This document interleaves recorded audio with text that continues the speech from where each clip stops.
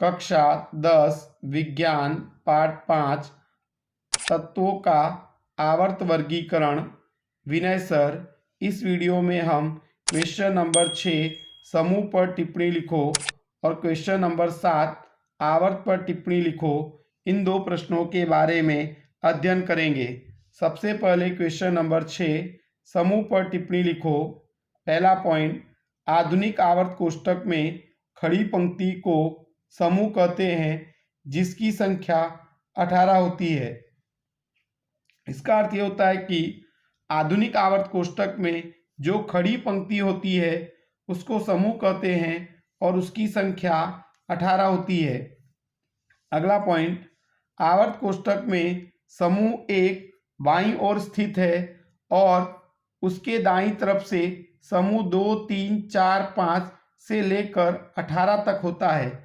इसका अर्थ होता है कि आधुनिक आवर्त कोष्ठक में समूह 1 बाईं ओर है और उसके दाईं तरफ समूह 2, 3, 4, 5 से लेकर 18 तक होते हैं।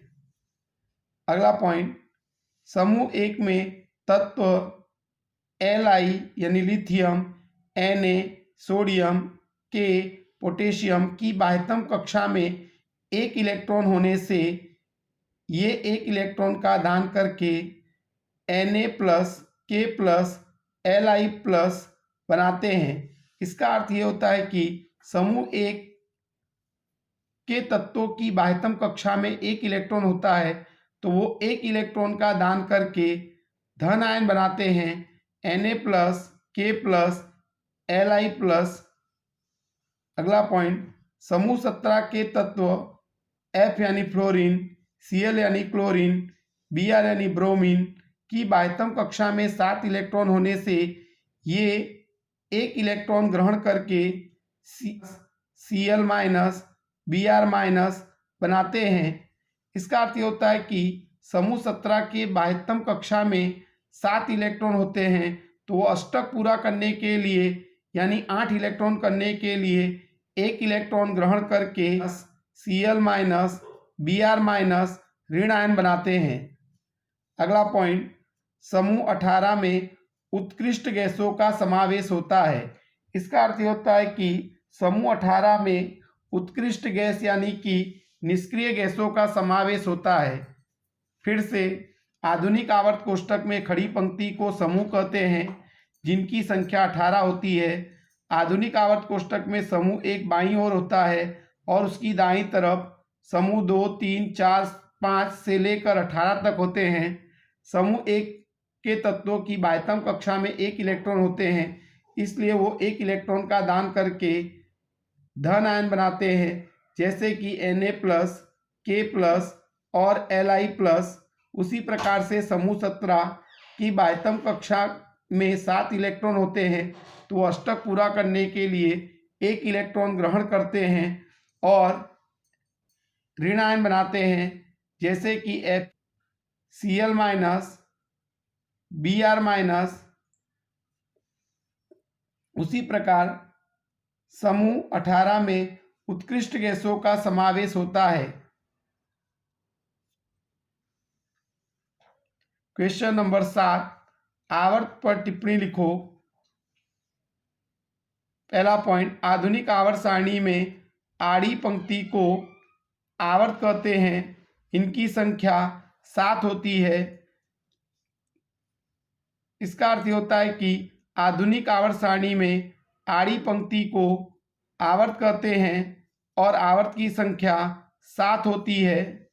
अगला पॉइंट, पहले आवर्त में 2, दूसरे और तीसरे आवर्त में 8, चौथे और पांचवें आवर्त में 18, छठे और सातवें आवर्त में 32 तत्व होते हैं। इसका अर्थ ये होता है कि पहले आवर्त में 2 तत्व होते हैं, दूसरे और तीसरे आवर्त में 8 तत्व होते हैं, चौथे और पांचवें आवर्त में 18 तत्व होते हैं और छठे और सातवें आवर्त में 32 तत्व होते हैं। अगला पॉइंट, पहले आवर्त में इलेक्ट्रॉन की एक कक्षा K, दूसरे आवर्त में इलेक्ट्रॉन की 2 कक्षा K और L, तीसरे आवर्त में इलेक्ट्रॉन की 3 कक्षा K, L और M, चौथे आवर्त में इलेक्ट्रॉन की 4 कक्षा K, L, M और N का उपयोग होता है। इसका अर्थ ये होता है कि पहले आवर्त में केवल इलेक्ट्रॉन की एक कक्षा k का उपयोग होता है, दूसरे आवर्त में इलेक्ट्रॉन की दो कक्षा k और l का उपयोग होता है, तीसरे आवर्त में इलेक्ट्रॉन की तीन कक्षा k, l और m का उपयोग होता है, चौथे आवर्त में इलेक्ट्रॉन की चार कक्षा k, l, m और n का उपयोग होता है। फिर से आधुनिक आवर्त सारणी में आड़ी पंक्ति को आवर्त कहते हैं। आवर्त की संख्या 7 होती है। पहले आवर्त में 2 तत्व होते हैं, दूसरे तीसरे आवर्त में 8 होते हैं, चौथे और पांचवें आवर्त में 18 होते हैं और छठे और सातवें आवर्त में 32 तत्व होते हैं। पहले आवर्त में इलेक्ट्रॉन की एक कक्षा k का उपयोग होता है, दूसरे आवर्त में इलेक्ट्रॉन की दो कक्षा k और l का उपयोग होता है और तीसरे आवर्त में इलेक्ट्रॉन की तीन कक्षा k, l और m का उपयोग होता है और चौथे आवर्त में इलेक्ट्रॉन की चार कक्षा k, l और m और n का उपयोग होता है। Thank you.